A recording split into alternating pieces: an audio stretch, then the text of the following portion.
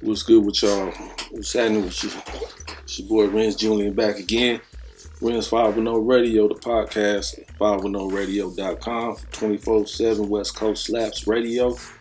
Yeah, man, the 49ers, hey, I ain't really got nothing to say bad, as far as the defense looking crazy, man. This is probably the best defense they done had. I mean, as far as the statistics, number one in total defense, number one in yards, number one in points.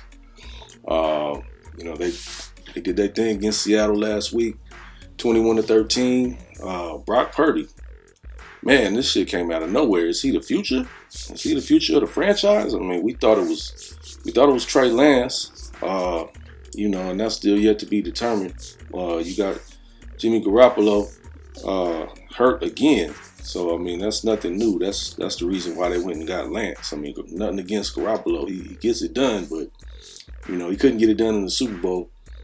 And you see the difference, as far as Brock Purdy, he's a little more mobile. As far as them in the pocket throwing the ball, it's similar. It's more of a game manager type of a player, but he's a little more accurate, just a little bit more accurate. It's only been 2 games, but so far so good. I mean, you got people just going overboard talking about he's the next Joe Montana. I was like, come on now, just slow down, hold your horses. You know what I'm saying? It ain't, let things play out, let things develop. The defenses in the NFL don't have much tape on them yet. So, you're going to see people start to adjust, and the game ain't going to come as easy as it's been coming for them. So, but hopefully it does, because, that's my squad, the Niners, and, the sky's the limit right now for what they're doing. There's been some teams in the past, like, were just 100%, they were driven by the defense, like the Ravens 2000, and they had Trent Dilfer at quarterback. Straight up game manager, don't turn it over, dinking and dunking, short passes to running backs, fullbacks out the backfield, and don't do too much, just do your job. And that's kind of the mentality that we can go forward with Brock Purdy, even though he's showing a lot more than that. I mean, the man can run, the man can throw, the man is accurate. He looks poised back there in the pocket. Shanahan said he's the most poised rookie he's ever had. So, things is looking good, and I like what I see so far. One thing I will say, man, I am a little bit worried because the way Shanahan likes to overuse his weapons and drive them into the ground, run them into the dirt, like he did with Deebo Samuel, constantly running him the ball like he's a running back. I mean, he's built like a running back, but, he's a wide receiver for a reason. That's what he's used to, lining up outside wide on the perimeter. That way he could use his size to manhandle the smaller DBs. But you keep running them through the middle of the line of scrimmage, up the middle constantly. I mean, eventually something's going to happen, and it did. You know what I'm saying? So now I see him doing a similar thing with McCaffrey. He had 26 rushes for 108 yards against the Seahawks. Definitely ball control offense, running the ball. That's the 49ers of this era, ground game. Even though, they used to be straight aerial attack with Rice and Montana back in the day. But, he's doing a typical, 49er offense, 49er football. But the thing is, you got to rotate them running backs, man. Get some fresh legs in there. I like what I've seen from the rookie. The name is slipping my mind right now. The rookie running back. He had a long run at the end of the fourth quarter. Let me look that up real quick. What's his name? Shit, I should be on my shit, but I've been head spinning, playing basketball and finishing the album and all that. So excuse me if I don't get all the players' names right, because I ain't been on it in the past. This is the first podcast I've been able to drop for a few weeks now as well. Jordan Mason is his name right there. Yeah. 4 carries, 64 yards. Get him the ball, Get McCaffrey some rest, because sooner or later, something's gonna happen. Something gonna pull, something gonna pop. Then you're gonna hit the ground, body's gonna drop. I mean, that's what's gonna happen, man. As running backs, I know. I used to pull my hamstring, sprain my ankle. I still got issues as a shooting guard, but as a running back, it's worse. It's worse. So yeah, man, just like he did with Trey Lance, lining him up in the Wildcat, lining him up quarterback, quarterback design runs up the middle, got him killed. You know what I'm saying? That's one of the things I see. Go back to Brock Purdy is that he has the full playbook open. He's not running, a condensed version of the offense, a very conservative version of the offense where it's just short passes and dinking and dunking, Alex Smith style, like how he used to do game management back in the day.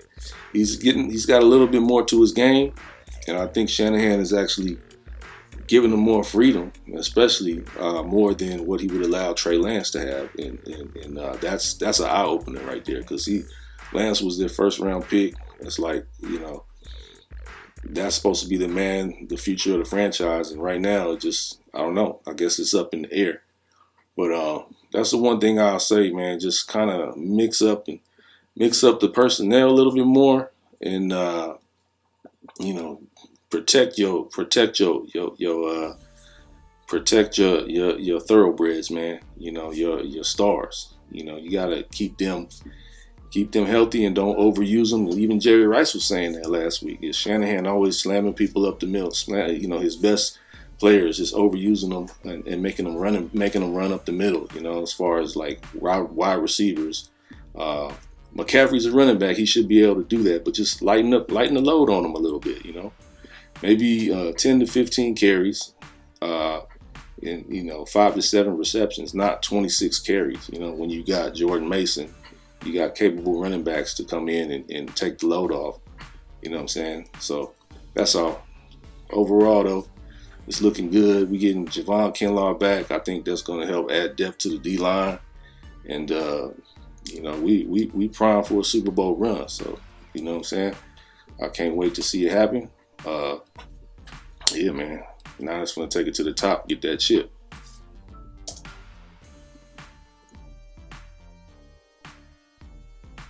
I don't understand why James Wiseman is not getting many minutes.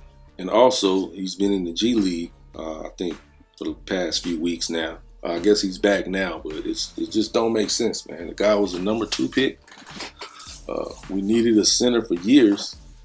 Dude got all, the prototypical size, abilities. He can be in the dunk spot. He can post up. He can shoot a mid-range. I even seen him shoot a 3. He can run the floor. He can block shots. I don't know what the issue is, man. Like, it's sometimes you got to work with people and kind of like, don't force them to be in your system. You got to kind of build it around them a little bit. That's why, you got to take a load off your core guys that are getting older and develop somebody younger. And how they going to develop if they're not playing, So that's the issue I would have with Steve Kerr. The way they handling James Wiseman, he's not developing at all. So I wonder, what are they going to do? You could, give up on the project and try to put a package together, bring in somebody else that could help make this stretch playoff run. This core of Draymond, Curry, Clay, I don't know how many more years they got. Maybe at least 2. But you got to have some people waiting in the wings to kind of, somebody they can pass the torch to, and that would be people like James Wiseman and Jonathan Kuminga. And there's all kind of potential there, but it's not gonna reach, come to fruition if they're gonna be on the bench the whole damn game. You know what I'm saying? Like, so he's got a tough task trying to balance that and trying to keep his core happy. Then you got the finances that's involved. Draymond with the contract extension thing. I know that's looming in the future, but I just think I see people. In the beginning of the year, I thought the Warriors had the most talented roster that they've had, in a long time, maybe ever. Maybe I exaggerated or was too optimistic about what I thought Wiseman could be like a David Robinson, and Kuminga could be like a Kawhi Leonard off the bench, and you got Moody, who was looking good. And Poole don't even start. You see what he can do when he gets playing time. Curry's out right now. He went for 43, I believe, last night. So, it's about letting people play and letting people grow into the position, letting them develop, instead of always picking and poking at flaws and not giving people a chance to kind of just get repetitions. That's in any profession. You get better as you continue to do the actual job. Every day you learn something. In sports, it's like the muscle memory, the mechanics. The more you post up, the more comfortable you will be in the post with your footwork.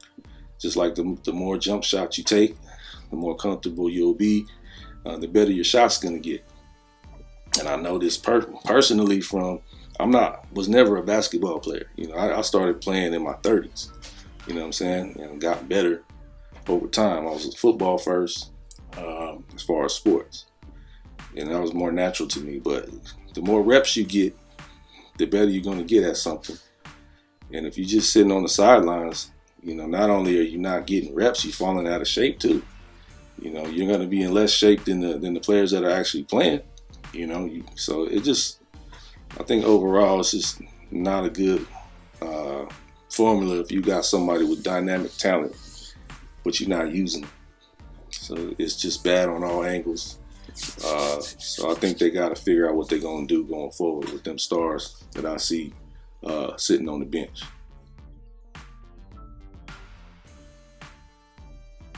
So Bay Area, man, I hope y'all find the time to come and support your local semi-pro ABA basketball teams around here. My squad, the East Bay Kings, we seeing some growth this year. Right now we 4-3, and we currently tied for 25th in the nation in the top 25 rankings that just came out. So, that's big. We've been built this from scratch, starting in 2020 as a player, coach, owner. Kind of like the man Will Ferrell in Semi-Pro, the movie, ABA. Like it's real talk. It's been going on since the 70s when it was a part of the NBA, and the split became the ABA. Actually, the NBA just took over and the ABA went away, then it came back, in the 2000s as like a minor league basketball league. There's guys there that some of them end up going overseas and making really good money. Some of them, some of them don't. A lot of them got to work another job. Everybody aspires to be in the NBA. That's like a 1 in a million. But there have been people that have got to the G League and worked their way through the realms of pro basketball that with a stop in the ABA. So. For me, I'm just enjoying being an owner and building a business, building a brand, and actually, getting out there and playing a little bit here and there, getting great exercise and all that, staying fit. But overall, it's for these cats, giving them an opportunity. And right now, we showed some progress this year. Guys like Deshaun McNeil, Mike Ladd, those are our 2 leading scorers, really doing it big on the court as far as, helping us win. Also solid play from Damian Williams and Howard Lake. So there's too many guys to name, but it's definitely we have a really good team, talent-wise. We just got to put it all together so we can get up there with some of the top teams. We making progress, and we asking the Bay, man, come out and support. We trying to build, a really nice nightlife event on Saturday nights. We can have live performances. It's pro basketball. Got a DJ there. It's entertaining. It's something to do. Come out and support your local hoopers. and young entertainers that are coming up trying to make a name for themselves. Tickets available at eastbaykings.com. And also players, you got, if you're 18, it didn't work out for you to get a full scholarship or go to college and play hoop. You can always go pro early. Or if it's after college, your eligibility, come, register for a tryout. And you never know, this could be, the start or the platform that you need to get to that next level. So all that info is at the website, eastbaykings.com. Also look out for the song in the remix, East Bay Kings, the remix featuring Spice One and Richie Rich. Yes, sir. The original by me, Renz, Julian, is out right now. East Bay Kings. So look out for that remix. It's also on my new album. Yes, sir. From a Peasant to a King. Yeah, that album dropped independently. It's out there. Check it out. Online for sale right now. Really big names, really big features involved with this project. You can go check it out on my website, renzjulian.com. Yeah, man. So I appreciate y'all's support. Appreciate y'all that have been down with me since day one, man. I done been doing a lot of things with this music, and I'm an entrepreneur, so y'all been riding the roller coaster with me as far as all the different things I've been into, man. Friends and family, I'm all over the place with stuff, but I appreciate y'all's support on my music projects. Keep streaming, keep downloading, and keep watching them videos. You know what I'm saying? I got more. I'll do it for the love of it. I appreciate y'all's support. All right, so there it goes. Yeah, we just tapping back in after the game. But one thing I was saying was that the playbook for Purdy is wide open. Like, they're just letting them go ahead and run the whole offense. But when Lance was there, they had him running that bullshit, that damn near Wildcat offense. Running them into the line, doing quarterback design runs. Does that mean that Kyle Shanahan thinks that Purdy is the future of the franchise, the better option, like more of a quarterback? Because that's what that tells me. I think they're just, Purdy is exactly, he's manifested what they want out of their quarterback position. So I don't think it matters who they have back there. I think ultimately it's for Trey Lance and his skill set. If he's back there, then they got a lot more opportunity. But Purdy's playing smart, and so he's not gonna blow it. Shanahan's got him on autopilot, and almost any NFL quarterback is going to be able to go into that system and run the offense the way they need it to be run right now. And that's proof in the pudding why he's in there doing better than Garoppolo was, because he's just coming in there and not messing up. I don't believe that Purdy will be the future. I think they already invested that. They've put way too much stock, draft capital into Lance. So, yeah. I'd like to see him get his chance and see what he's going to look like when he's healthy. And the future's looking bright with him in the fold. And now they got somebody like Purdy behind them. They're looking in pretty good shape. At that position, it's only going to get better. So, yeah, I mean that's kind of, that solidifies the position. They ain't gonna be able to keep three of them though, like all three of them. There's no way. I don't see that happening. They gave away their first round pick, so I think they're gonna probably be able to draft or get another guy that's probably not somebody they're counting on, but they just fill in as a third stringer backup, and then it'll be like the heyday when they had when they had Joe, Steve, and Steve Bono. Yeah. Where it's like you got three guys that are all capable of winning games. Yeah. So kudos go to John Lynch, man, honestly. Because the way the 49ers structured that organization, their squad is just, they're so stacked on the interior, on the D line and the O line, that they're just filling in guys. Yeah. And they got. I feel like they've got a first round defensive draft pick on the line since Lynch has been there. Like they got a guy coming back. I think you mentioned it. Kinlaw. Yeah. Kinlaw hasn't even played. And he's a first round draft pick. So they're just going to get even that more lethal. I don't know how teams are going to even do anything offensively. I'm an Eagles fan too, but looking at that's probably like the collision course. You'll see with those two squads. So it'll be interesting. I don't see the Mariners losing again the rest of the season. Hey, that'll be nice for me. I mean, shit, I've been waiting, man. It's just the last two Super Bowls that they made it to was just, why even make it if you're not going to win? It's just get your hopes up for nothing, man. So, but yeah, man. It was in both games too, right there. Mm-hmm. Especially against the Chiefs, huh? That was like, that could have went either way. So we'll see.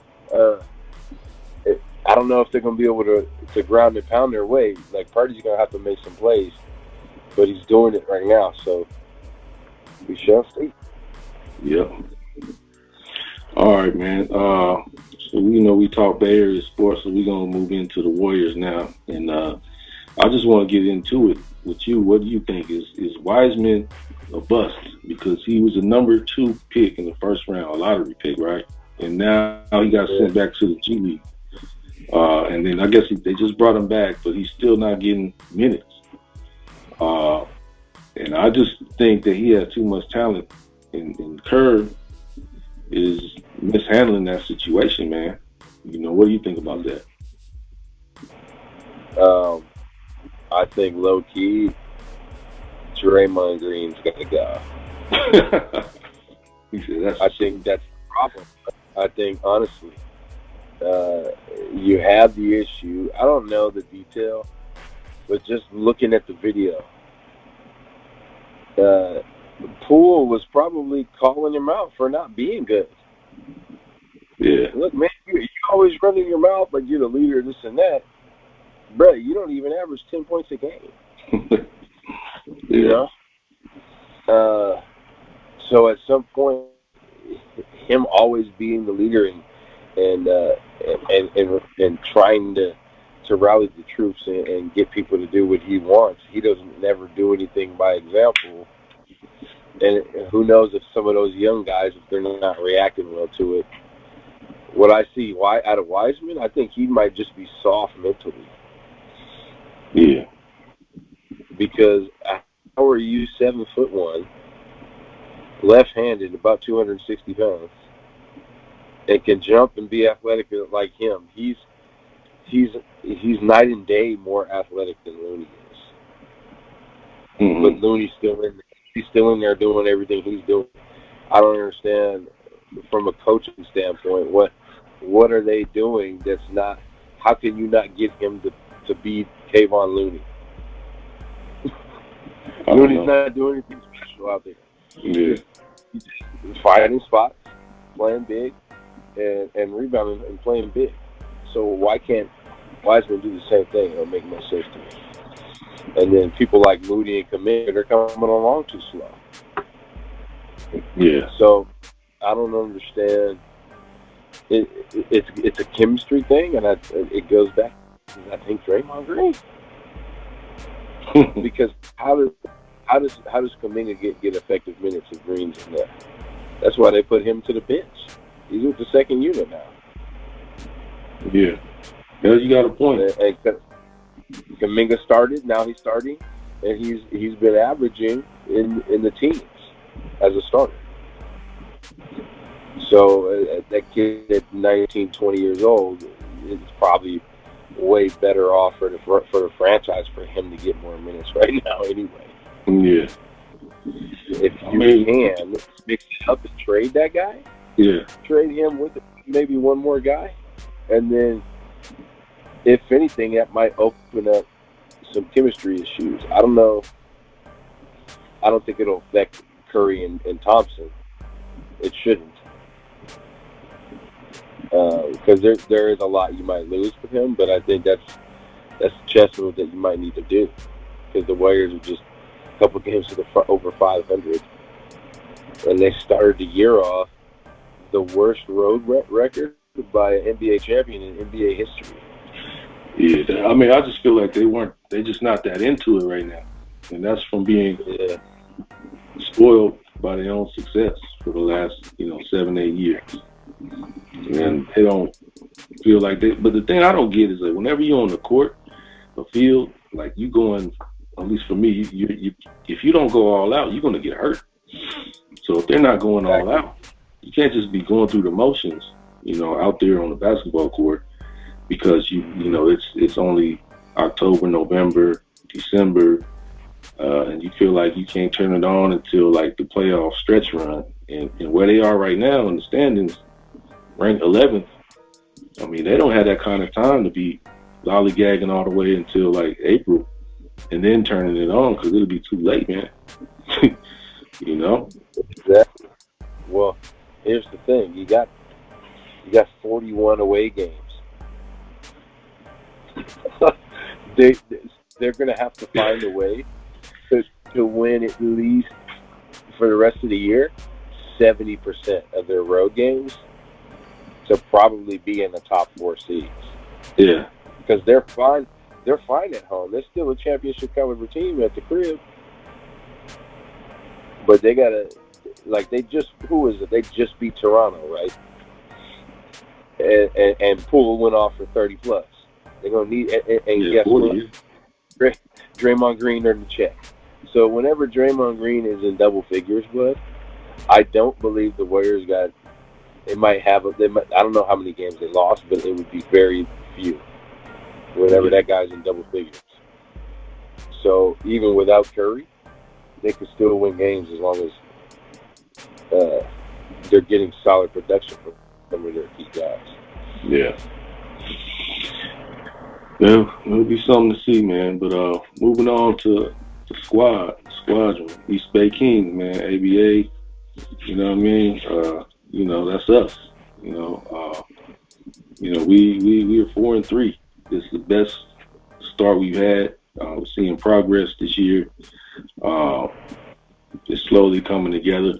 As far as I think, just some of the guys are just experience-wise, like Damian. He looks like a different player from that first tryout that we brought him in. He's just way more under control, better shooter. He's always been a great defender. Just has a better grasp of being a basketball player. It's not perfect, and there's still some things, he can improve on. But, I mean, just him, people like him, and Mike Ladd, man, last year to this year, I won't say it's night and day because he had the talent, but it's just like he's putting that thing all together this year. Deshaun just went off for 45 points on Saturday, dog. I didn't tell you that. I guess San Jose, yeah. We got that W against the Panthers. That was a 118 to 99.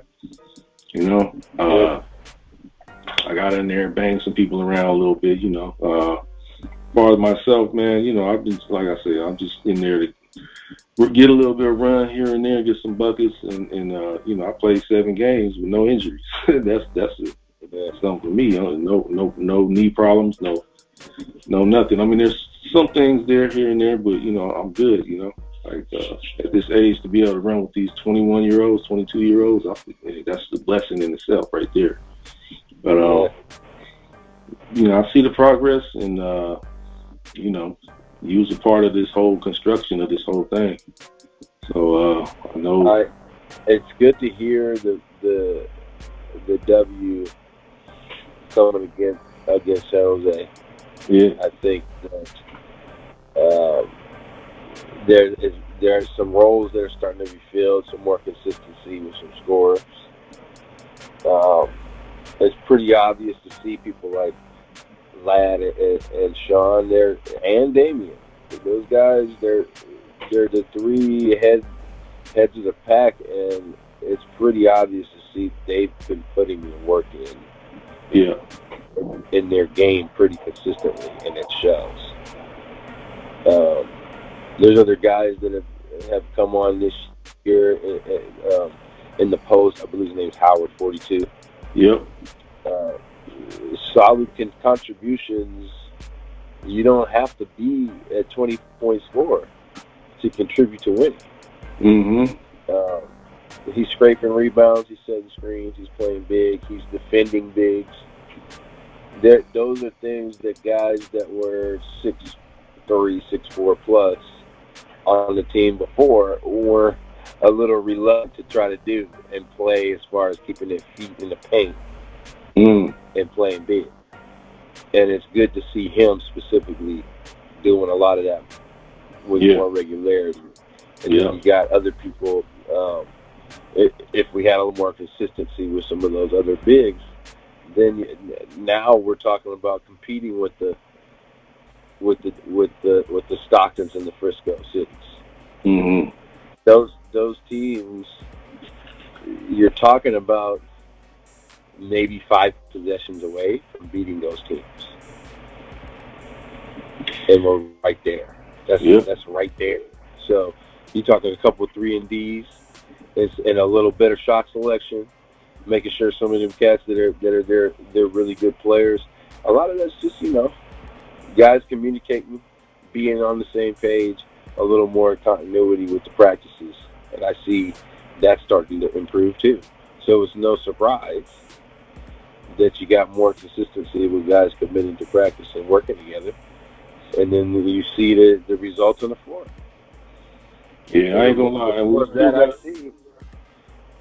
We still do have a little bit of an issue with the practice thing, man. But it'll get there. It ain't perfect yet, but we'll get that. We'll tighten that up. But the whole brand in general, man, is it's like we building a family, building an organization, and that's what I like to see. With the whole new West Coast Legends squad, we'll be able to put on events year round. We got the venue in Dublin, and I've been tapping in with some of my music connects, and they want to get involved. Maybe do some celebrity games and some performances and stuff.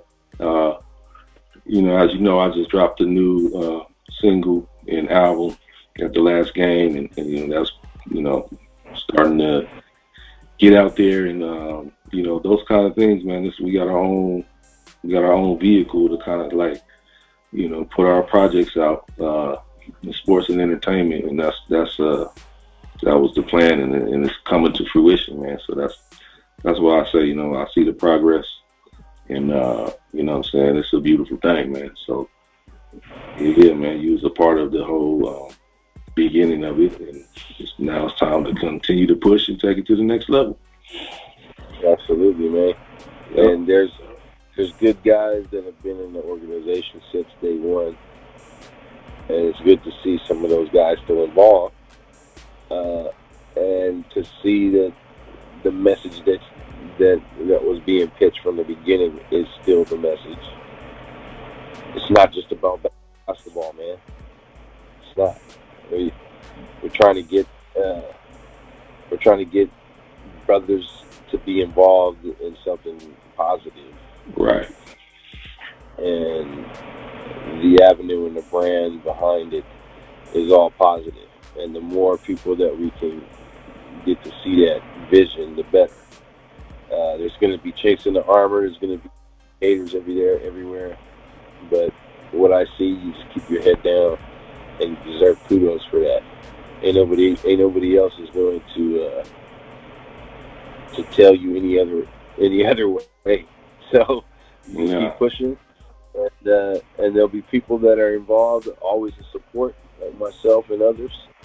And we got like the pipeline working from the amateur ranks in high school.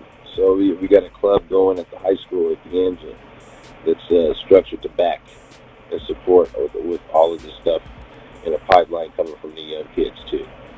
So all that's coming, and it's exciting and good to hear. And we look forward to moving forward and see what it is. And then hopefully the rest of this year, we can find ourselves in the top 25, get in a playoff spot, and look forward to even more talent and better days to come in the years to come too. Yes, sir. Yep. All right, man. It was good tapping in with you, dog. And I know you got a trip to do for the holidays. You know what I'm saying? So be safe with that. And happy holidays to you and the fam. And tap back in next time. Episode 8. All right, man. All right, dog. I'm holla. Sure. So that's what it is. I'm out. That's episode 17. I'll see y'all next time on the East Bay Kings podcast on Renz 510 Radio at 510radio.com. 510radio.com.